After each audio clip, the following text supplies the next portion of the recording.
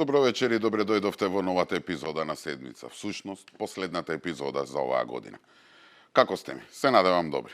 Се надевам дека сите ви има фатено малку предновогодишна атмосфера и дека сте подготвени да испратиме оваа 2024 година во историјата. Вака така истеравме уште една година. И тоа не било која, туку година на големи пресврти. И токму затоа оваа епизода ќе биде малку поразлична од останатите. Нели вообичаено во секоја епизода коментираме и анализираме настани што се имаат случајно или имаат одбележано годината и неделата што изминала. Впрочем, и оттаму името на емисијава седмица. И сега ќе коментираме и анализираме настани, но не од изминатата недела, туку од изминатава година.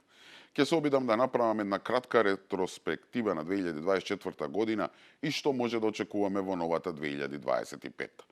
Нема хронолошки да ви редам што се случило од јануари до сега, туку едноставно сакам да видиме што е тоа што одбележа годината што ја испраќаме и што ни носи новата.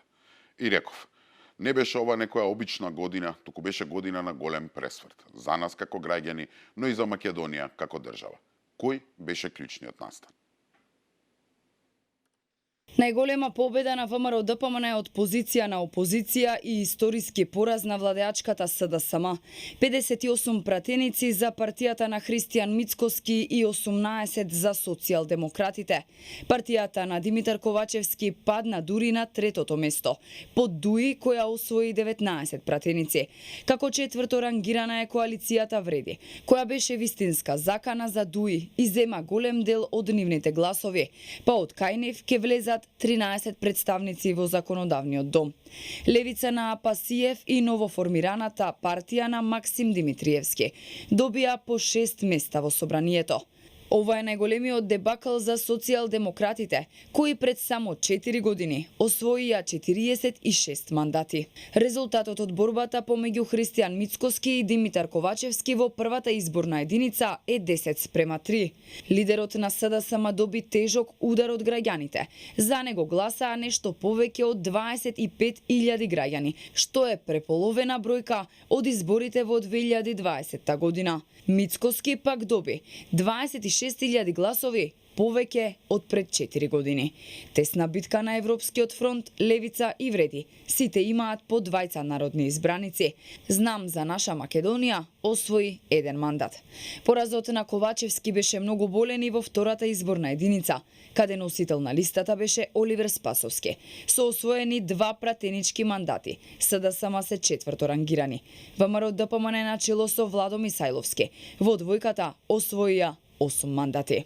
Европски фронт 4, Вреди 3, Знам 2 и Левица 1. Јазот на освоени мандати помеѓу ВМРО, ДПМН и СДСМ е најдлабок во тројката. Од листата која ја предводи Драган Ковачки во собранието влегуваат 14 пратеници, а од листата на Сања Лукаревска само 4. Левица и Знам освоија по еден пратенички мандат.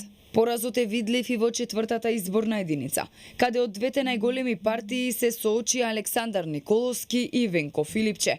ВМРО-ДПМН таму освои 13 мандати, коалицијата на СДСМ 5, Левица и Знам по еден пратеник. Во петтата изборна единица интегративците се подобри од СДСМ. Со освоени 4 пратенички мандати се втора партија по ВМРО-ДПМН со 10 пратеници. Од листата која ја предводи Јован Митрески во парламентот влегуваат само 3 народни избраници. Вреди и Левица имаат по еден пратеник. Во шестата изборна единица, региони главно населени со етнички албанци, тесна беше битката меѓу ДУИ и Сдружената албанска опозиција. Коалицијата предводена од Али Ахмети освои 9 мандати, а Вреди 7. И таму ВМРО-ДПМН има повеќе од СДСМ. Резултатот е 3:1. Токму така, после 7 годишна своевидна тиранија, конечно во 2024 година, ние, граѓаните, ги откорнавме СДСМ и ДУИ од удобните владини фотели и ги спративме во историјата. Или со други зборови се ослободивме од злото. После 7 години патење, после 7 години невидени премрежја, после 7 години длабоки црнила, Македонија повторно ја огреа сонцето. А за тоа бевме заслужни сите. Старо, младо, машко, женско, македонец, албанец, буквално сите заедно. Покажавме неверојатна свест, покажавме како се љуби татковината. Не знам колку пати во овие изминати години имам кажано. Ние македонците сме трпеливи дури и премногу. Но кога некој ќе претара, кога некој ќе ни дојде преку глава, кога ќе ја мине секоја можна граница, тогаш се обединуваме и стануваме многу силни. Тога нема сила што може да не запре. Како цунами. И токму тоа се случи во 2024. Сенародно цунами. Цунами кој удна ненародната власт и кој конечно стави крај на пропаѓањето на Македонија. СДСМ доживеа невиден пораз. Всушност пораз ќе беше да освоеше 30-тина или 20-тина. Со 18 места ова беше потоп, од кој до ден денеска не може да се опорават. Па погледнете само последната анкета. Таа покажува дека на СДСМ му се случува токму тоа што се очекуваше. Од главна владеачка партија падна на тоа да биде четврта политичка сила во Македонија. Еве последната анкета на Market Vision од минатата недела покажува убедливо водство на премиерот Христијан Мицковски пред сите други политички лидери. 27,2% од граѓаните му веруваат нему. Вторе Али Ахмети со 5,3%, Максим Димитриевски и Венко Филипче со рейтинг од 3,6%. На партиските истражувања, како што реков, СДСМ е на четврто место со рейтинг од само 3,9%. Наспроти ВМРО ДПМН кој има доверба кај 21,5% од граѓаните. Коалицијата Вреди има подршка од 5,5, а ДУИ 5,4. И мислам дека во новата 2025 година овој тренд ќе продолжи. Па дури после следните локални избори што начекуваат во 2025 година, на СДСМ може да му се случи она што се случи со ПДП кај нас или со ПАСОК во Грција. Целосно да исчезне од политичката сцена. А што да се очекува кога по историски пораз, наместо да се реформираат, да исчистат партијата од коровот, да ги отфрлат криминалните структури и да се дистанцираат од типови како Заев и компанија, тие за лидер го избра овој човек.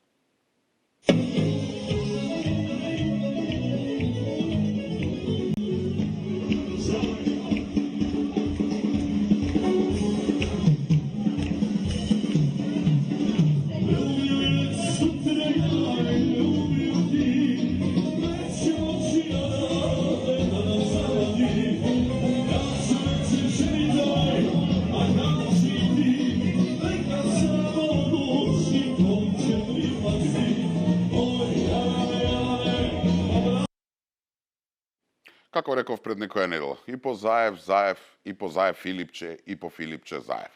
Стварно не знаат каде тераат. Тешко на државата и тешко на СДСМ што нивниот лидер во едно интервју се пофали дека се консултира со луѓето како Заев, Ковачевски, Шекеринска и Бучковски. За Заев доволно знаеме. Еве само ќе ја повторам титулата што ја добие од оние руски непрангстери. Најглупав политичар со кого си имале работа. Се консултирал со Ковачевски, човекот кој е виновен за тоа што спротивно на волјата на сопствениот народ го прифати оној капитулантски предлог, француски предлог и вети уставни измени кои сега не кочат. А гледаме, му виси и кривичен прогон. Што од тој човек ќе го советува? Или Шекеринска, жената што го држеше рекордот во СДСМ за најголем изборен пораз, пошто мораа да го воскреснуваат Црвенковски да се врати на чело на партијата и да ни го инсталира потоа Заев како премиер. Со нејзе ќе се консултира како да се добијат избори. Или со Бучковски, кој беше осуден на 3-годишна затворска казна за тенковските делови, но по некое чудо спаси глава и никогаш не влезе во Идризово. Со него ќе се консултира како се води со борба со корупција и криминал. Па немојте ви се молам. Од авионсите гледаме дека Филипче кога ќе порасне сака да биде Заев. Со тоа што ете, вели дека нема да расчистува со него, значи дека не се откажува од сите криминални ликови кои на грбот на народот спечалија милиони. А што Филипче го ставија за председател? Туку што за заменик председател ја поставија Фани Карамфиловска Пановска од Сорос, а за подпредседател стана и оваа личност. Добро вечер, добре дојдовте. Здраво, живо, добре дојдов. Добро вечер, добре дојдовте. Здраво, живо, добре дојдов. Добро вечер, добре дојдовте. Здраво, живо, добре дојдов. Што можете да очекувате од личност која сама себе си посакува добре дојде? Но добро е што конечно овие клоновиве од Сорос, овиот во наводници невладин сектор, сами себе се разоткрија. Самите се делегитимираа како невладини организации и го покажаа своето право лице, а тоа дека се само партиска логистика на СДСМ. А СДСМ како партија како да крена раце од политика. Се закопаа, се ставија во хибернација и молат Бога да не стигне цехот за 7-годишниот грабеж. Како во стечај да се, а Филипче и соросоидите да се стечајни управници. Затоа реков, во новата година трендот на паѓање на нивниот рейтинг ќе продолжи и СДСМ може целосно да исчезне од политичката сцена. Тоа е тоа што се однесува на СДСМ. Но изминатава година се случи уште еден огромен пресврт. По 20 години власт, Дуи Ахмети конечно се детронизирани. Командантите кои после 2001 година ги симнаа вратоврските и облекоа костуми за да влезат во политиката, 2 децении буквално се однесуваа како друмски збојници и целосно не оплячка, еве веќе не се на власт. За разлика од СДСМ кои те прогласија стечај, Ахмети и неговите команданти, не можејќи да се соочат со фактот дека нема веќе играње фудбал по канцеларии, нема веќе закуцување, пеење, пушење и најважно, нема веќе плячкање на народот, гледаме не се даваат лесно. Соочени со фактот дека сега може топтан сите да облечат нова униформа, не војничка, туку затворска, се обидоа да спроведа сценарио со која Македонија би ја вовеле во едно ново крвопролевање. Балансерот, законот за јазиците, прославата на албанското знаме, палењето на македонското и сличните инциденти требаа да бидат само увертира во една нова дестабилизација, преку која тие би се вратиле на власт. Нели слично како и кога дојдоа на власт со користење на војната од 2001 година. Значи, кога му гори на Ахмети, треба на сите да ни гори. Е тешко, планот на Дуи беше пробиен. Овој инцидент со знамето беше смислено сценарио, налик на шарената револуција за предизвикување жртви, со тој пат на владата на Мицковски. Требаше да се испровоцира неконтролирана прекумерна реакција на полицијата, таа реакција да предизвика толпата да се мобилизира и да возврати. И сето тоа да заврши со пукање во кое би загинал некој цивил и така да се вратиме во 2001 година кога се роди Дуи. Со крв на улица требаше да се принуди коалицијата вреди да излезе од владата, затоа што ете наводно не ги бранела албанците, иако таквата влада би преживеала со 64 пратеници, би била без албански партнер и без капацитет да преземе било што сериозно. Посебно не да почне да се справува со корупцијата на минатата власт. Но сценариото не успеа. Сите бевме свесни дека некој сакаше намерно да ги наруши меѓуетничките односи. Најлошо што можеше некој од нас да направи во тие моменти беше да подлегне на провокациите, како на пример да земеше да запали албанско знаме или да најде начин да нападне некој свој сограѓанин албанец. Сите свативме дека немаме поважна задача од тоа да го сочуваме меѓуетничкиот мир и никогаш веќе да не дозволиме со човечки жртви да се плаќаат амбициите на некои неодговорни политичари. Да, има политички сили и криминални структури на кои им пречи меѓуетничката стабилност во Македонија и кои сакаат да ги спасат милионите што ги украле. Па така и можеби и во иднина ќе се обидуваат да го предизвикуваат мирот и да предизвикуваат крвопролевање. Секој ден гледаме дека има партии, но и некои медиуми, новинари и инфлуенсери кои мислат дека преку вакви сценарија може да ја вратат изгубената моќ или да стекнат нова слава. Наше ете да издржиме и да не дозволиме еве и следната година да не вовлечат во нивните мрачни игри. Но тоа што е важно е што жалопојките и уцените на Ахмети не палат веќе. Не палат кај нас македонците, а уште поважно не палат веќе ни кај албанците. Еве да не биде дека од мене дека јас кажувам, слушнете што на оваа тема има да каже да нас сограѓанин албанец. Të djegësh flamuj, të shash, të fyesh, të tregohesh trim në turma ose pas maskave, është gjëja më e lehtë. Biles patriotët e këtij lloji janë në numër aq të madh, saqë nuk ka thes që i nxe. Por në këtë situatë mendoj se dy gjëra duhet të theksohen. E para, pasi digjni, shani, e shkrini egon e patriotizmit të rrim, a jeni të vetëdijshëm se kujt i keni bërë shërbim, kujt ja keni dërguar ujë në mulli dhe kujt ja hapni edhe më shumë rrugën që në kurriz të budallëkut tuaj të pasurohet, ndërsa juve të vazhdoj të kontrolloj e të lë me barkun bosh. E dyta, ja, u shfryt mirë me këto gjeste vulgare, por kur u kthyet për në shtëpi, rruga në të cilën ecët a kishte asfalt e kanalizim, por rroga në bank a ju ishte shtuar. Ndërsa, a mos e gjetet veten edhe në Bashkimin Evropian? Jo, normal që jo, sepse po të kishim djegur flamujt e partive, apo të kishim kritikuar kaq shumë politikanët sa djegim flamujt e shajm njëri tjetrin, sot të paktën do të kishim kanalizim, libra në shkolla, do të ishim edhe në Bashkimin Evropian dhe në vend që të merremi me këto budallëqe, do të ishim duke planifikuar se ku do i kalojmë pushimet dimrore, e jo të rrim me frikë se a do të na jap buke cigare veresi dyqani tek Mahalla. Dhe kur pas gjithë kësaj, kur e shohim se si veprojnë e reagojnë subjekte të caktuara politike, të cilat në vend që të bëjnë thirrje për qetësim, i fryjnë zjarrit edhe më tepër, kjo e bën të qartë se për ata më me rëndësi është që qytetarët të jenë të varfër e të mbushur me mlefe urrëtie, sesa mirëqenia, por edhe avancimi i vendit. Por ajo që mendoj se duhet ta dini, është se pasuria më e madhe e këtij vendi është diversiteti, se patriotizëm më i madh është të mos vjedhësh, të mos gënjesh, mos jesh i dhunshëm, ti respektosh fqinjet dhe bashkëqytetarët e tu. Patriotizëm i vërtet është të kujdesesh për natyrën, për përparimin e vendit tënd, të studiosh, të jesh tolerant.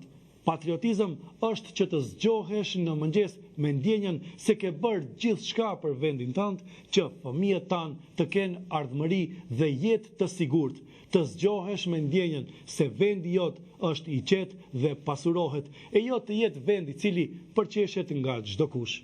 E për në fund një porosi për të gjithë patriotët me bateria, nëse jeni burra e trima, digjni e shani flamujt partijak dhe politikanët që na kanë lënë në këtë deregje, e jo komshiun dhe bashkëqytetarin. Еваквите и сличните ставови го болат Ахмети и неговите команданти. Ги боли што по 20 години сега целосно се разоткриени лагите што ги пласираа веќе 20 години, а тоа е дека само тие како партија се борат за правата на албанците.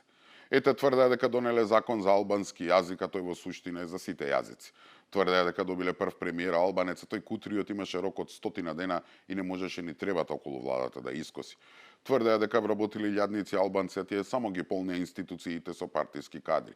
Тврдеа дека го подобриле животот на обичниот албанец, а во позадина гледаме цицале милиони и милиони евра од народните пари.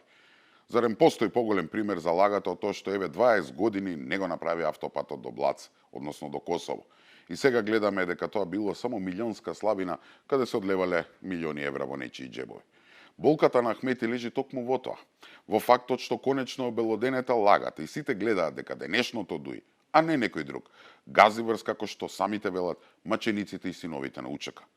Значи, ајде што заканите на Ахмети и неговите команданти не палат веќе кај македонците. Гледаме не палат ни кај албанците. Тие веќе не палат ни кај странците. Но кога на странците ќе им прекипе, тие прво ве предупредуваат, ако не, тогаш следи казна.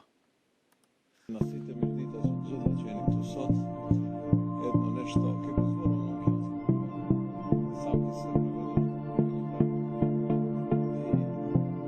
ја ке видам многу кратко, мислам дека ова беше основно да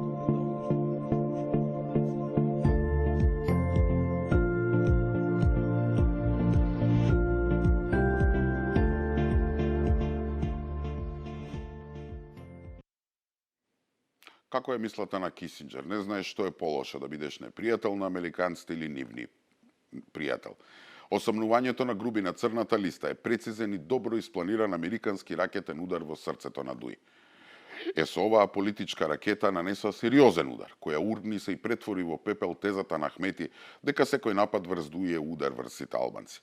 Јасно и гласно порачаа дека не станува збор за етнички, туку за чисто криминален проблем. Ударот врз Груби, моќната политичка фигура која важи за десна рака на Ахмети, е и директна порака од американците до сите оние команданти кои сакаат да ја воскреснат 2001. Пораката е дека нема да дозволат да се запалат меѓуетничките односи само за да тие се спасат себе си и украдените милиони евра народни пари. И друга многу важна работа. Знаете дека кај американците ништо не е случајно, ни тајмингот, ни причината, ни потегот. Црната листа не ја прави некоја си невладина организација во некое градче, туку ја креира системни институции, и тоа институции кои во моментот на држава, кои во моментот важи за најмоćни во светот. Така што со црни Груби Ахмети и Дуи претрпеа страшен политички удар, кој што е само врвот на пирамидата. Гледаме дека допрва ќе се анализира надолу, па ќе гледаме кој што јадел, кој што пиел и кој што треба да плати на крај. Значи 2024 година беше година во која целосно се детронизираше власта на СДСМ и Дуи. Година во која се стави крај на распродавањето на националните интереси и плячкањето на народот. И реков, не очекувам некоја поголема промена кај СДСМ и Дуи во следната 2025. СДСМ гледаме во хибернација и веројатно после изборите ќе замине во целосен заборав. А Дуи е целосно поразена, разоткриена и скршена. Доколку не се ослободат од национализмот како единствено оружје што ќе го користат, тогаш ништо чудно и тие да завршат како ПДП или СДСМ, да исчезнат од политичката сцена. Тоа е тоа што се однесува на опозицијата. Што направи владата и што може да се очекува во наредната година? Уште од првиот ден од влегувањето на Илинденска, па се до денеска, таа веднаш се фати во клинч со проблемите и за само 6 месеци отвори 4 големи фронтови, кој ако успее да ги освои, следната година веќе може да очекуваме развој, односно после 7 години да кажеме дека сме мрднале од мртва точка. Како рече премиерот Мицковски, слободниот пат на државата е запрен, но Македонија се уште не достигнала до точката нула, фаза од која би започнал економскиот и општествениот развој. Кои се 4 фронта? Првиот е економијата, вториот е инфраструктурата, третиот е големата дипломатска офанзива и четвртиот е битката со организираниот криминал и корупција. Да почнеме од првиот и вториот кои се поврзани – економија и инфраструктура. Уште од првиот ден од доаѓањето на власт мораа да се соочат со фактот кој сите го предвидувавме, но некако не верувавме дека е може. Државата беше пред банкрот.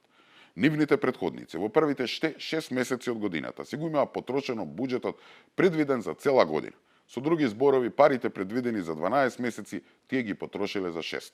Илјадници луѓе од државната администрација за малку ќе останеа без плати.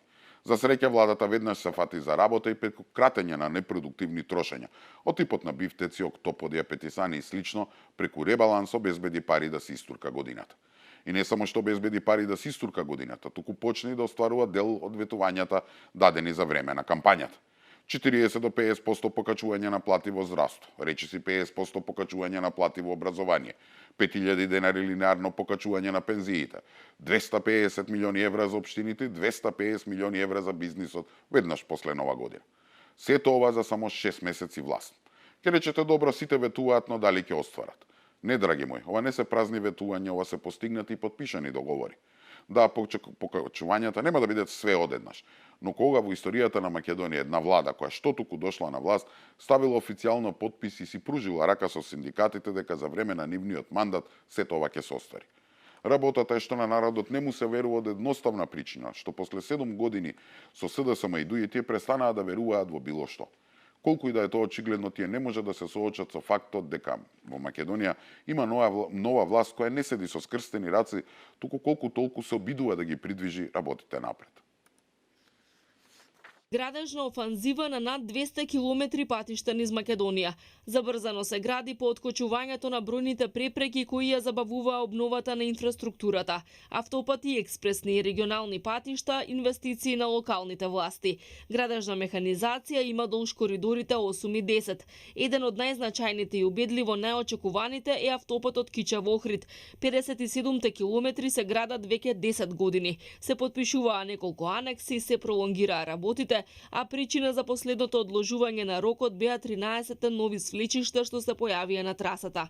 Новата влада ги одглави работите, ја забрза градбата, па рокот до крајот на 2026 година нема да се менува. Експроприацијата на земјиштето сега се одвива со забрзано темпо, откако на стартот на летово не беше финиширан ниту еден предмет. Конечно на терен може да се видат првите градежни работи од проектот со американско-турскиот конзорциум Бехтел и Енка. Два автопати почнаа да се градат за само една недела. Стартуваа работите на делницата Гостивар-Букојчани, која е една од најтешките траси на коридорот 8. Автопатот Прилеп-Битолапа, кој треба да биде готов до крајот на 2027 година, треба да го забрза и улесни сообраќајот во Пелагонискиот регион. Бехтел и Енка треба да градат 4 делници од 109 километри, оние долж коридорот 8 треба да финишираат до крајот на 2028 година. Уште еден пат кој се гради премногу долго е оној од Градско до Прилеп. По бројните проблеми таму сега интензивно се гради. Првата делница Градско Дреново, на која изведувач на работите е Штрабак, треба да финишира до крајот на годинава. Втората делница пак Дреново Фариш, на која изведувач на работите е Синохидро, треба да биде пуштена до март следната година. До крајот на годинава треба да биде завршен и експресниот пат Крива Паланка Ранковце Страцин во должина од 25,5 километри. Министерот Николовски рече дека се доцнало со изградбата од необјасневи причини поради лажните ветувања и неработењето на минатата власт. Проблем имало и со експроприацијата и со изведбата. Овој пат треба да помогне да се скрати времето на патување од Скопје до Софија на пристојни 2,5 часа. Една од најпроблематичните делници е она од Скопје до Блаце. Комплетирана е само првата фаза, 2 километри пат кои не завршуваат никаде, односно воопшто не се поврзани со постоечкиот пат. Патот во моментов е во фаза на предквалификација. Тоа значи дека допрва ќе се бара изведувач. Според министерот за транспорт, овде има сериозни индикации за корупција кои ја успориле изградбата и ги зголемиле трошоците на 70 до 120 милиони евра. Дополнително обвинувањата се дека поранешни функционери на ДУИ станале нови газди токму на имотите кои требало да се експроприраат. Жителите од Дебарско-Кичевскиот крај со нетрпение го очекуваат завршувањето на регионалниот пат извор Гарски мост, со кој за прв пат на овој начин се поврзуваат Кичево и Дебар. 19 километри пат треба да бидат пуштени во употреба до крајот на годинава. Значи ги гледаме оние видеа како ноќе под рефлектори се градат патишта и не можеме да им веруваме на собствените очи. И мислиме дека станува збор за некое друго место, за некоја друга држава.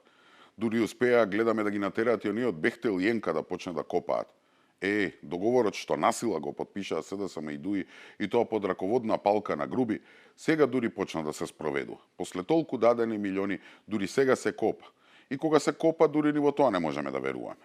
И тоа што го прави владата не е нешто невообичаено, нешто специјално или уникатно. Тоа е работа. Затоа се избрани, затоа се поставени министрите таму. Така се однесуваат влади на секаде во западниот свет. Проблемот кај нас е што нам не ни се верува затоа што после траумите од СДСМ и ДУИ, после сите лаги, некој да крене една лопата, за нас тоа ќе изгледа неверојатно. И ќе бидеме скептици за секое дадено ветување. Ќе ни треба време да се навикнеме, но ќе се навикнеме, а владата треба да знае дека со ова поставува нови повисоки стандарди за себе и дека ако на нив се навикнеме во иднина ќе очекуваме уште повеќе, а не помалку. И тоа е добро за Македонија, затоа што секој после, секоја една влада ќе мора да ги достигне истите стандарди, затоа што се што ќе биде по таа граница ќе најде насилен отпор и гнев кај граѓаните. Значи, на економски инфраструктурен план следната година не очекува драстично подобрување. Не велам дека ќе цветаат рози, или пак дека ќе ни бидат решени сите проблеми. Уште живееме во сиромаштија, уште цените растат, а платите се мали. Но луѓе треба време. Важно е дека сме трнале на вистинскиот пат. Тоа се првите два фронта. Третиот е дипломатската офанзива која е фокусирање на зачувување на националните интереси и откочување на патот кон Европската унија.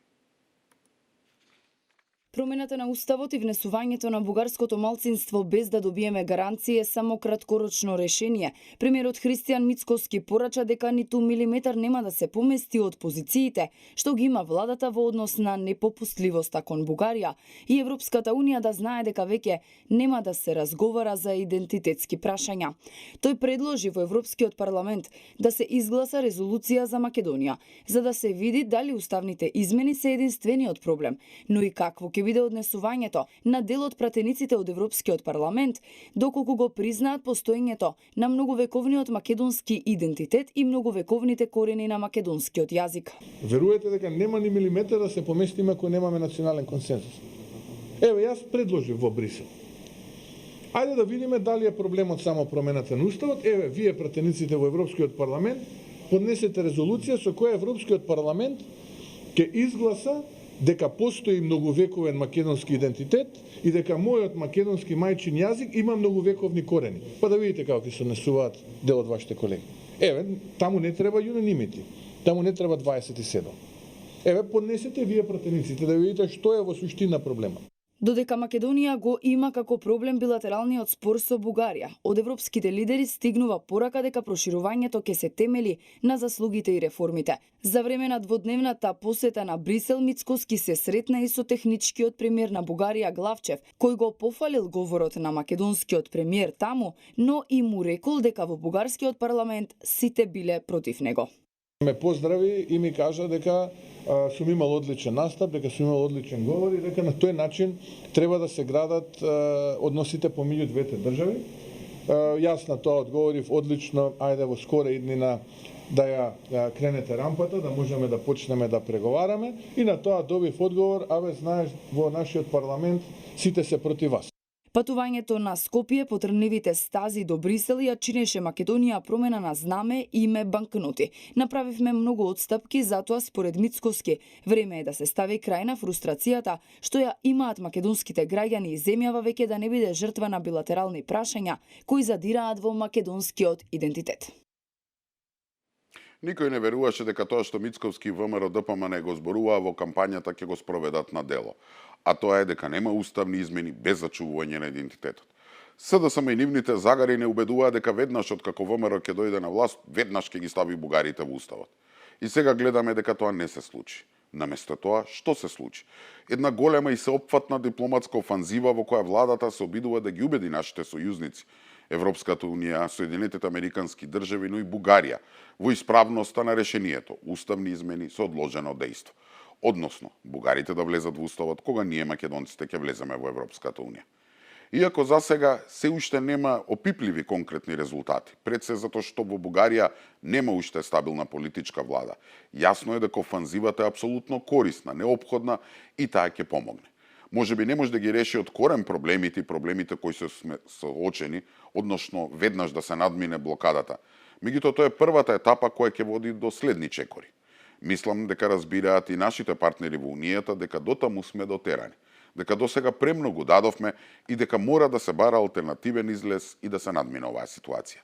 Грешките се наши, всушност на претходната власт, која подчинувачки се однесуваше кон оваа прашање. И тоа треба да се признае во разговорите, но и да се каже дека ќе мора да се откажуваат некои од тие дадени обврски и да се почне од почеток. И мислам дека полека Европската унија, но и Бугарија, откако ќе добие нова влада, тоа ќе го сватат.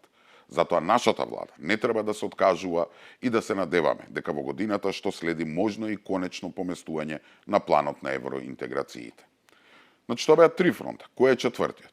Четвртиот е отворената војна со организираниот криминал и корупција. Еден премиер, еден вице-премиер, еден кандидат за лидер на СДСМ, бивши функционери, директори СМ, лотарија, разбие наркокартел Бела ноца, расветлени 9 убиства, 3 обиди за убиство, заплене цел арсенал на оружје.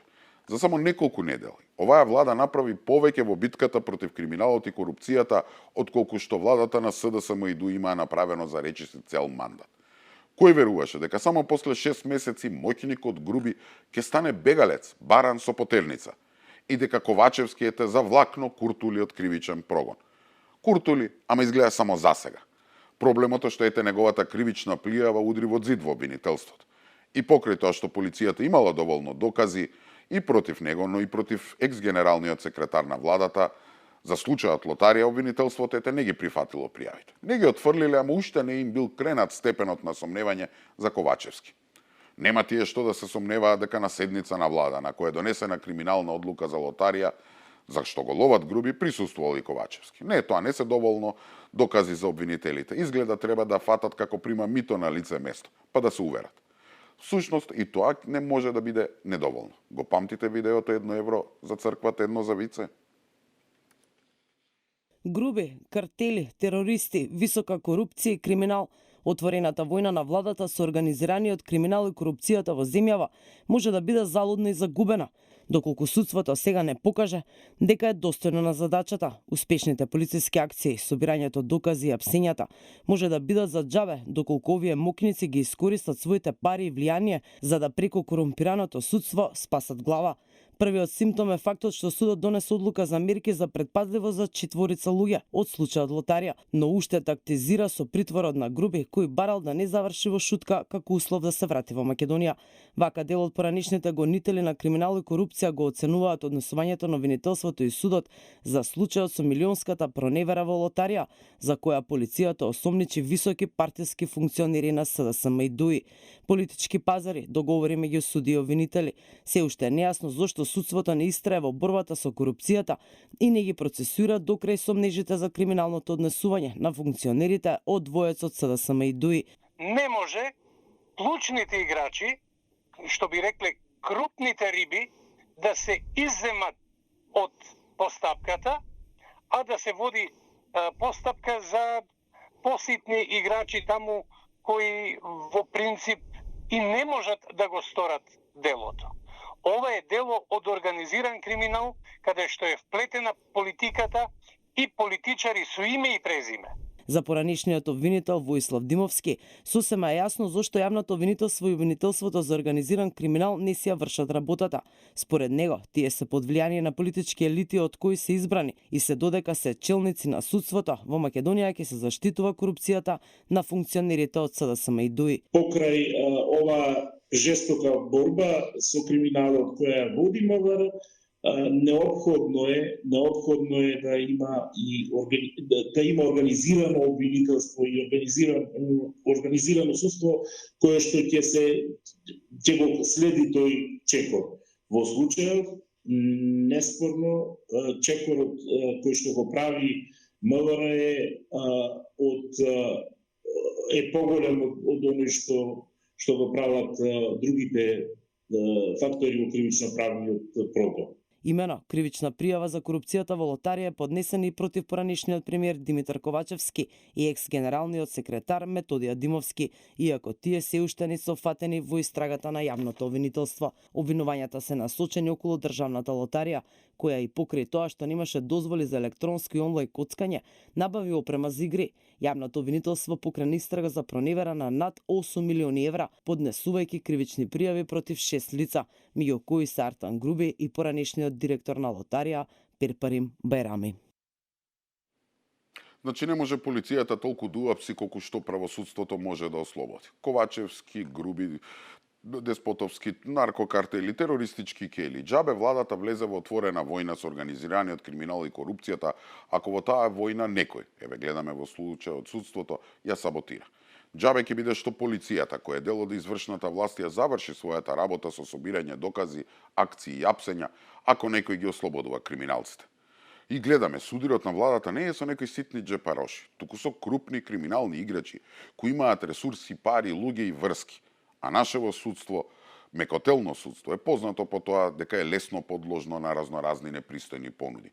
Понуди и уцени како таа што беше на Груби. Ке се вратам, ама да не завршам во шутка. Токму затоа велам, џабе ке се отвори војна со криминалците ако не се проветрее судството. Ама еве и за тоа има позитивни вести. Прво гледаме дека обвинителството некако ко да се разбуди од зимскиот сон и плюс е најавата дека веднаш по празниците собранието ќе разреши 5 членови од судскиот совет, со што ќе почне и проветрувањето на судството. Мислам дека токму опоравувањето на правосудството ќе биде новиот фронт. Значи да резимираме, економија, инфраструктура, дипломатија и битка со криминалот. Тоа се 4 големи фронта кои ги отвори владата и кои ќе треба да ги освои во наредната 25-та. И не само тие, ќе отвори нови, го споменав правосудството. А еве се наговестува отварање на други фронтови како што со образованието, каде гледаме дека министерката Јаневска се обидува да го поправи она што го уништи Царовска. Потоа здравството, каде состојбата е очајна и веќе е најавена реформата. Пошто ќе следи дигитализација на администрација и слично. Ќе повторам како што кажа премиерот, слободниот пат на државата е запрен, но Македонија се уште не е достигнала до точката 0, фаза од која би започнал развојот. Се надевам дека во наредната година не само што ќе ја достигнеме нулта точката, туку ќе трнеме малку и над неа. И тука мислам дека е веќе време да одмориме со еден блок реклами. Останете така, се враќаме веднаш.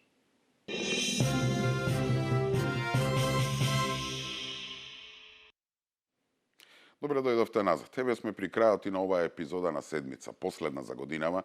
И тука ни останува уште многу кратко време да прокоментирам уште една тема која мислам дека остави белек минатата година и која допрва ќе ни го одзема вниманието во следната 2025.